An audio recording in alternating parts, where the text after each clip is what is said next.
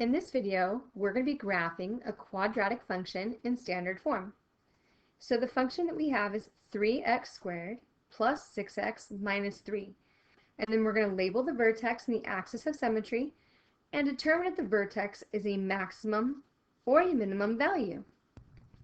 And so as we look at our equation in standard form, we first want to pull out our a, b, and c values. So we have an a of 3, a b of 6, and a c of -3.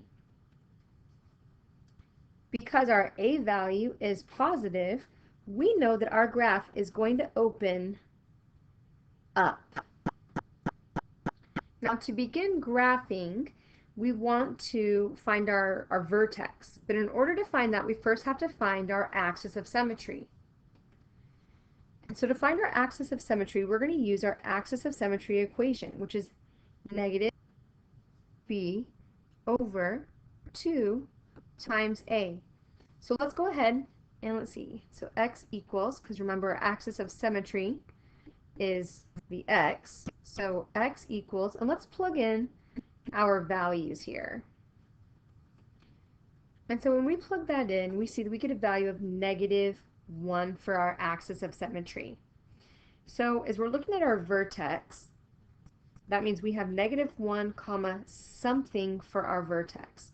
But in order to know what the other piece is, we need to take this -1 and plug it back into the x value of our equation and see what we get. So why don't we go ahead and do that?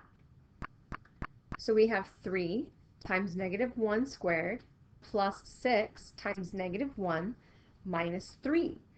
And when we work that out, we get the answer, -6.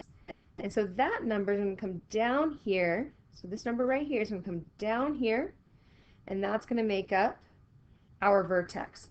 So now we have our vertex, and we can go to the next step of graphing. And so we want to know, what is our y-intercept? And remember that our y-intercept is our c value, so -3. So our y-intercept is the point 0, comma, -3. And so now we're ready to graph.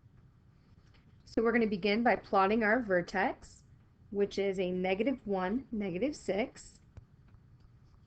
And then we're going to go ahead and we're going to graph our y-intercept, which is at 0, -3. Now remember, our axis of symmetry over here, right, that's our symmetrical point, our vertical symmetric point. So I know that if this is one place away, that my next point is going to have to be one place away on that same y line. And we usually like to have 5 points when we graph. And here we only have 3. So we're going to put one more number and plug it in. So I think something in this one area right here would be great. So we're going to plug in the number 1 and see what we get.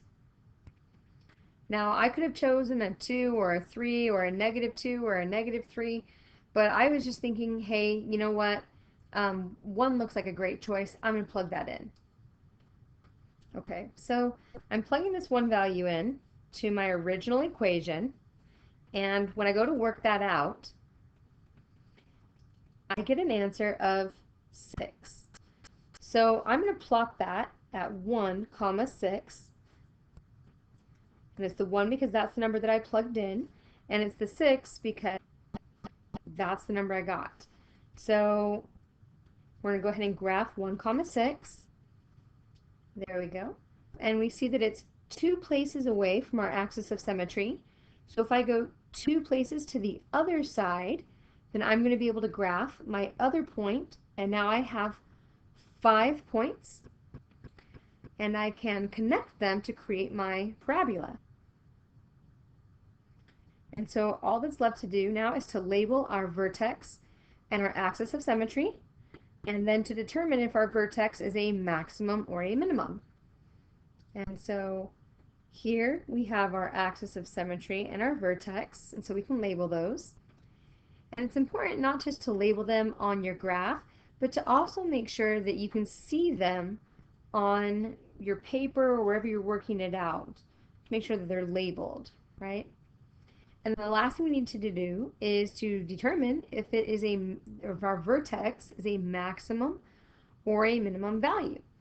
And here we can see that because our A value was positive and our graph was opening up, that put our vertex down at the lowest point, which means that our vertex is a minimum.